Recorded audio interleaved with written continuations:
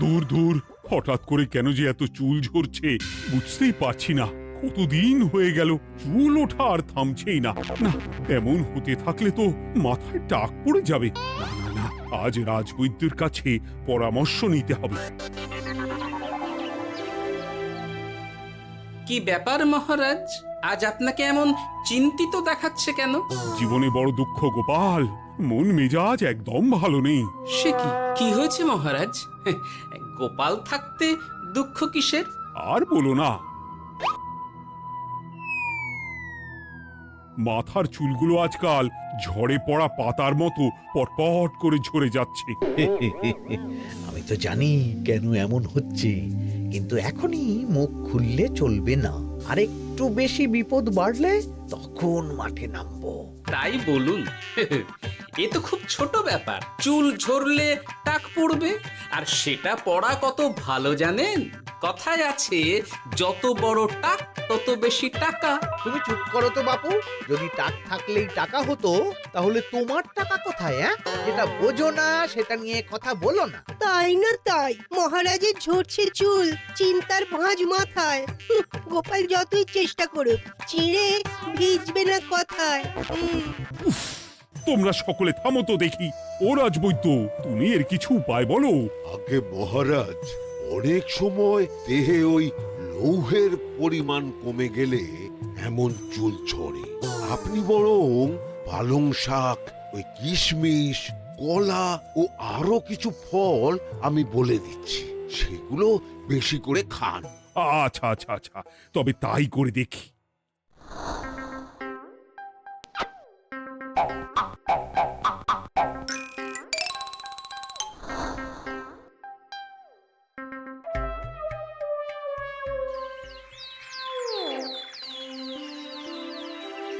ও রাজবৈদ্য, তোমার কথা মতো শাক পাতা ফলমূল সবই তো খেলাম, চুল ঝরা বন্ধ তো হলোই না। তো জানতামই এমন হবে। কিন্তু মহারাজ, এমনটা তো হওয়ার কথা নয়। কিন্তু হচ্ছে তো। আরে আমার সাধের চুল, কোথায় চলে গেলি সব? এর জন্য তুমি দায়ী, তুমি এর জন্য শাস্তি পাবে বৈদ্য। আমাকে আমাকে ক্ষমা করে দিন মহারাজ, এমনটা হবে এ তো আমি ভাবতেই পারিনি। কিছু মনে করবেন না মহারাজ, ছোট মুখে বড় কথা বলছি, কিন্তু সত্যি এখানে রাজবৈদ্যর কোনো দোষ নেই। ওকে শাস্তি দেওয়াটা ঠিক হবে না মহারাজ। দেখেছেন মহারাজ, গোপালের সাহসটা দেখেছেন? আপনার মুখের উপর কথা বলছে। তা বলি, তুমি যখন এতই বোঝো, তাহলে নিজেই একটা আস্ত লোহা খেয়ে দেখো না, তোমার মাথায় চুল গজাচ্ছে কিনা। ঠিকই আছে, এসব মূর্খের মতো কথা কেবল আপনার থেকেই আশা করা যায় মন্ত্রী মশাই। মহারাজ, আপনি বিচক্ষণ মানুষ, আমার শুধু অনুরোধ, আরেকবার ভেবে দেখবেন। ঠিক আছে, রাজবৈদ্যকে আমি শাস্তি দেব না, কিন্তু সকলের জন্য আমার একটা ঘোষণা আছে। কি ঘোষণা? আমার এই কঠিন সমস্যা যে দূর করে দিতে পারবে, তাকে আমি বিশেষ পুরস্কারে ভূষিত করব। এই তো পেয়েছি, এই সুযোগ কোনোভাবেই হাতছাড়া করা চলবে না। এবারের সমস্যাটা সত্যি বেশ কঠিন। কি করলে যে মহারাজের চুল পড়া বন্ধ হবে সেই উপায় মাথাতেই আসছে না। হঠাৎ করে কেন যে এমন হলো কে জানে।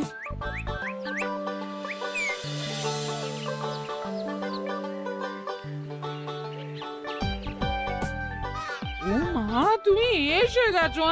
একটু বসো, আমি তেলটা মেখেই হাত ধুয়ে খাবারটা বাড়ছি। হ্যাঁ, সে ঠিক আছে, কিন্তু তুমি কিসের তেল মাখছো এটা? কি আবার মাথার চুলের তেল? এখানেও চুল, ওদিকে মহারাজেরও চুল ঝরে পড়া নিয়ে আমরা সবাই হিমশিম খাচ্ছি গিন্নি। আরে, মহারাজের অত সুন্দর কালো চুলগুলো ঝরে যাচ্ছে, এ তো ভারী দুঃখের কথা। সে আর বলতে, ওই জন্যেই তো আমি বাবা মাথায় এই জড়িবুটি তেল মাখি। এতে চুলের গোড়া শক্ত করে, চুলকে ভালো রাখে, নতুন চুল গজায় সব। হ্যাঁ। কি কি বললে? নতুন চুলও গজায়? সত্যি? হ্যাঁ। বাহ, তাহলে আর চিন্তা কি। আমাকে এই তেলটা একটু দিতে পারবে গিন্নি? মহারাজকে দিয়ে আসি। উনি বলেছেন যে ওনার সমস্যা দূর করতে পারবে তাকে উনি পুরস্কার দেবেন। ওমা, এই তাই নাকি? এই তো দারুণ ব্যাপার গো। নাও নাও নাও, তেলখানা নিয়ে মহারাজকে কাল দিয়ে এসো তাহলে। আর জানিয়ে দিও, দিনে 2 বার কিন্তু তেল মাখতেই হবে। হ্যাঁ, আচ্ছা ঠিক আছে।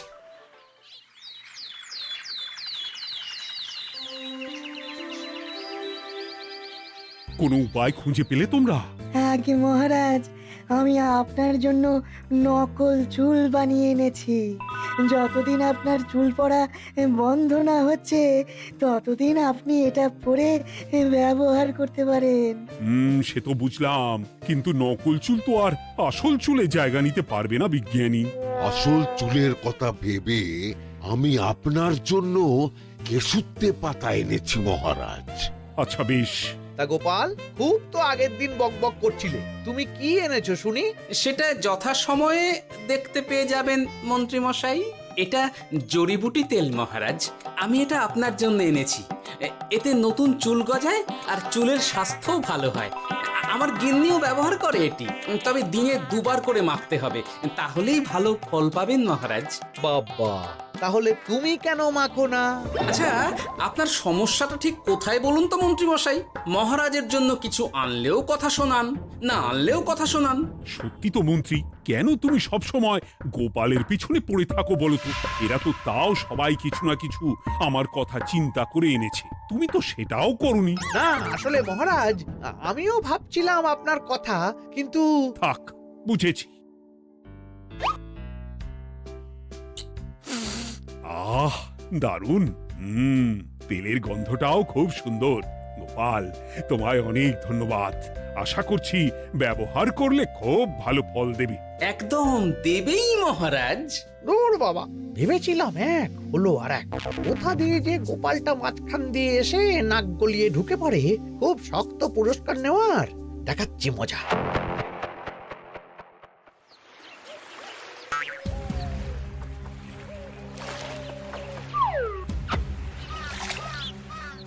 এবারে গোপালের তেল দিয়েই সব কিছু তোলপাড় করব।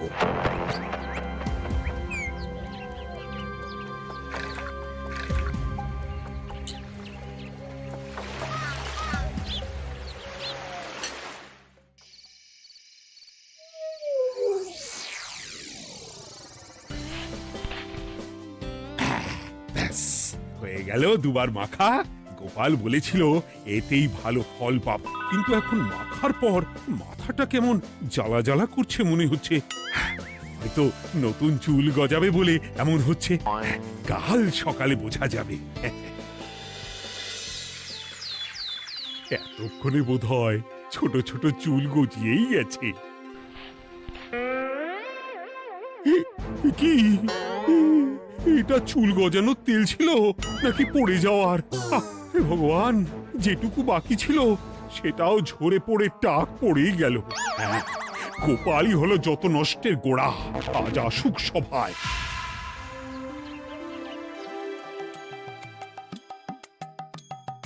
এই যে এখন এলেন উনি। ও কি মহারাজ, আপনি এমন কাপড় মাথায় জড়িয়ে বসে আছেন কেন?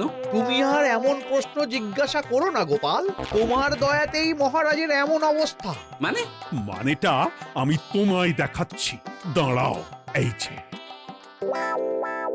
গোপালের দেওয়া তেল মেখেই আমার এমন হয়েছে, আর তার জন্য আমি তোমাকে কোনোদিনও ক্ষমা করব না গোপাল। বিশ্বাস করুন মহারাজ, আমার গিন্নিও মাখে এই তেল, কিন্তু এমন কিছু তো এখনো পর্যন্ত ঘটেনি। আমি আর কিচ্ছু শুনতে চাই না। আমার মাথা ভর্তি চুল আমি ফেরত চাই। যতদিন না আমার মাথার সব চুল ফিরে আসছে ততদিন আমি তোমার মুখও দেখতে চাই না। মহারাজ, আপনার কোনো চিন্তা নেই, আমি তো আছি। এবার এই সমস্যার একটা সমাধান আমি করেই ছাড়বো। কি ব্যাপার, মন্ত্রী মশাই এত লাফাচ্ছে কেন? এসবের পেছনে আবার ওনার হাত নেই তো? না, ব্যাপারটা পরে দেখতে হচ্ছে।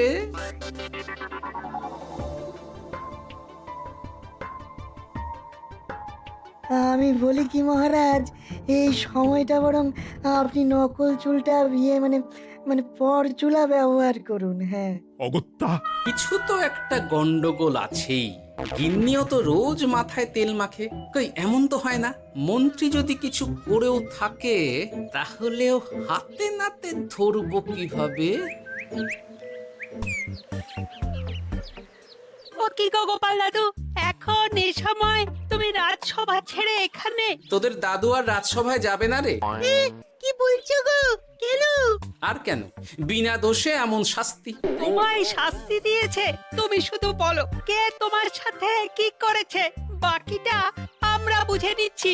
আচ্ছা বলছি, কৃষ্ণনগরের মন্ত্রী মশাইয়ের বাড়িটা কোন দিকে একটু বলতে পারবেন? কৃষ্ণনগরে নতুন নাকি? আগে তো আপনাকে কখনো দেখেছি বলে মনে পড়ছে না। হ্যাঁ, আমি এখানে থাকি না, আমি এখানে আমার কাজে এসেছি, তাই মন্ত্রী মশাইয়ের বাড়ির ঠিকানাটা যদি একটু বলে দেন।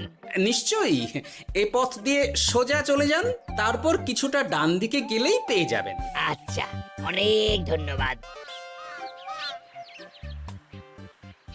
ভিন গাঁয়ের লোক মন্ত্রী মশাইয়ের বাড়িতে? ব্যাপারটা বেশ সন্দেহজনক লাগছে।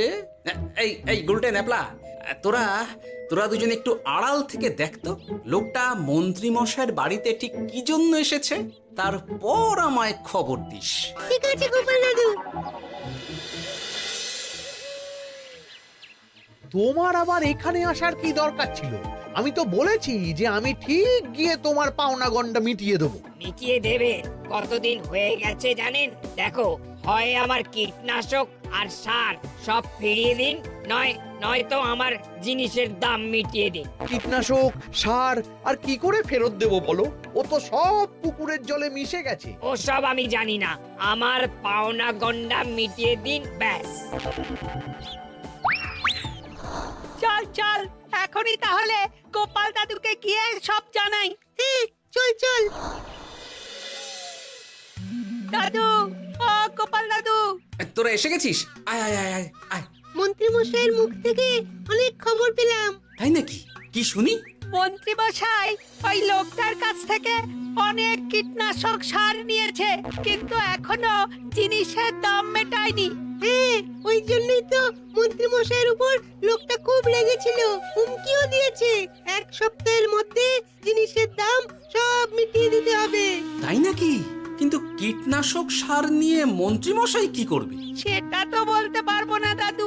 তবে হ্যাঁ, মন্ত্রী মশাই ওই লোকটাকে বলছিল যে ওই সব কীটনাশক সার পুকুরের জলে মিশে গেছে। কি বললি?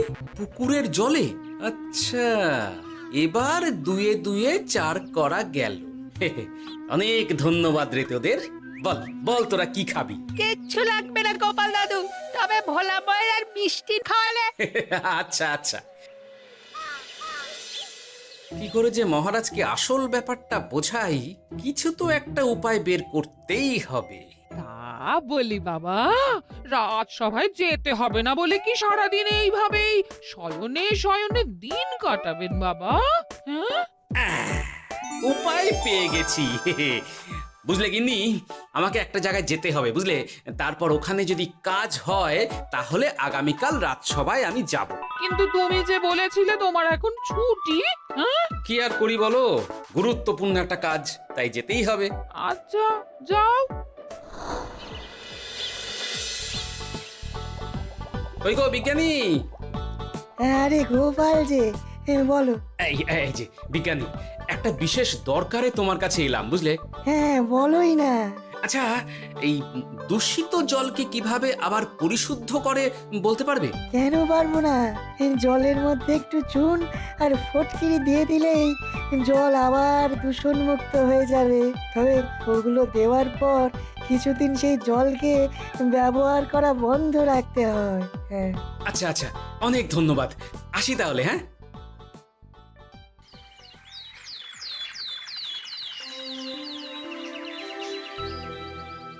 ছায়া পড়েছে, ছায়া পড়েছে, আমি বেশ বুঝতে পারছি তার ছায়া পড়েছে এখানে। কার ছায়া পড়েছে? আজকাল তোর মাথা থেকে অনেক চুল ঝরে পড়ছে, তাই না? আগে হ্যাঁ সাধু বাবা, আপনি একদম ঠিক কথা বলেছেন। ও বাবা, এই আবার কোথা থেকে উদয় হলো? আরে আমি একা গিয়ে সেই স্নানের পুকুর পরিদর্শন করতে চাই। যথা আজ্ঞা বাবা।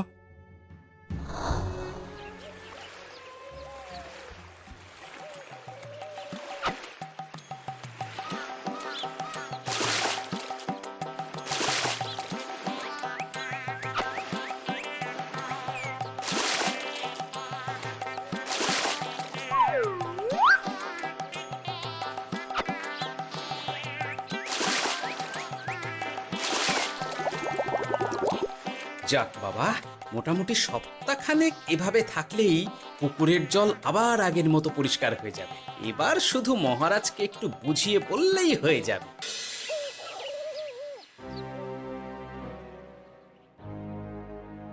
কি বুঝলেন সাধু বাবা? আমার অনুমানটাই ঠিক ছিল। পুকুরের জলে কালো ছায়া পড়েছে, কুদৃষ্টি পড়েছে, তাই এমন হচ্ছে। সে কি? কি কালো ছায়া? যত সব বাজে কথা। জল দূষণ করলাম আমি, আর দোষ পড়ছে কালো ছায়ার উপর। তাহলে এখন কি হবে? চিন্তার কোনো কারণ নেই। আমি মন্ত্রপুত ভস্য ছড়িয়ে দিয়েছি। 1 সপ্তাহ ওই পুকুরের জল স্পর্শ তো দূর, পুকুরের কাছেও যাওয়া নিষেধ। তাহলে আমার মোহরের কি হবে? যথাজ্ঞা সাধু বাবা। ও কি, তাহলে মহারাজ এতদিন স্নান করবেন কোথায়? সে কথা কাউকে চিন্তা করতে হবে না। মহারাজের ওপরে কালো ছায়া পড়া জল পড়েছে, তাই আগে সেটা শোধন করতে হবে।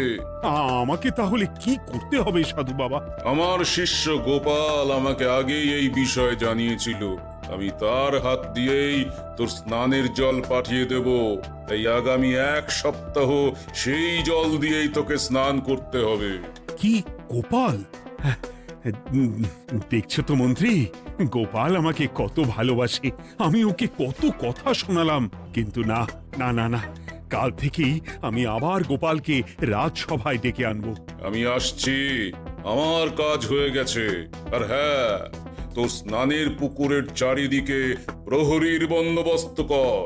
কাক পক্ষীও যেন ওখানে প্রবেশ করতে না পারে। আচ্ছা বাবা, আচ্ছা।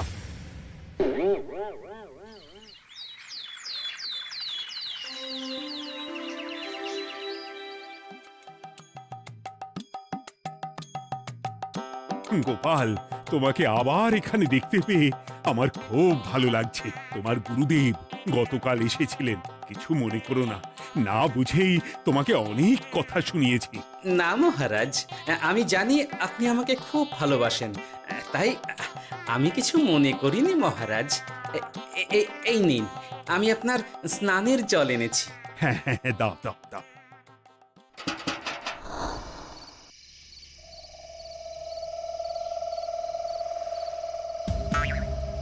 ও বাবা, পুকুরের কাছে যে গিয়ে দেখবো সে উপায় নেই। চারপাশে প্রহরীতে ভর্তি। তাহলে কি সত্যি সত্যি কালো ছায়া পড়েছে? ভালোই হলো, পাওনাদারকে বলে দেবো কীটনাশকটা জালি ছিল। হি হি।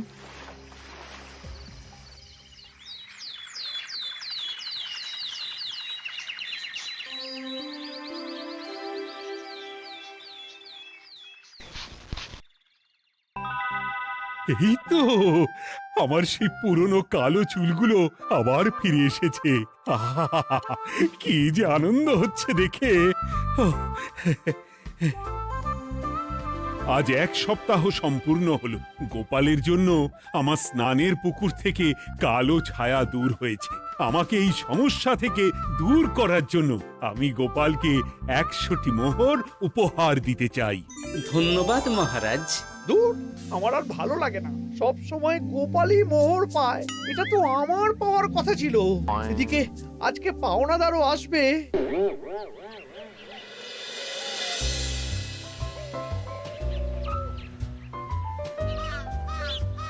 গোপাল দাদু, ওই লোকটা এসে গেছে। আচ্ছা, আসছি। এটা তো মন্ত্রীর বাড়ির দিকে রাস্তা। আমরা তাহলে ওদিকে কেন যাচ্ছি গোপাল? আপনার পুকুরের আসল রহস্যটা কি সেটা আপনি জানবেন না মহারাজ? মানে? নিজের চোখেই দেখুন, তাহলে বুঝতে পারবেন।